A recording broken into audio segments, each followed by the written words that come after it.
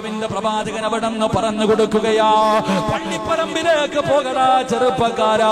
40, 50, 60 വയസ്സായിട്ട് അള്ളാഹുവിന്റെ പള്ളിക്കകത്ത് കയറാതെ പടച്ചവനെ മുടിയൊക്കെ നരച്ചു പോയി മരണത്തിന്റെ വക്കിലിരിക്കുമ്പോഴും പള്ളിയും പട്ടവുമില്ലാതെ തോന്നിവാസങ്ങളെ കാണിച്ചുകൊണ്ട് അഹങ്കാരിയെ പോലെ ദുനിയാവിന്റെ തുലിക്ക് മുകളിലൂടെ നടന്നു പോകുന്ന എന്റെ പ്രിയപ്പെട്ട ബാപ്പാ, ഒരു ഉസ്താദിന്റെ വാദം നിനക്ക് വേണ്ട.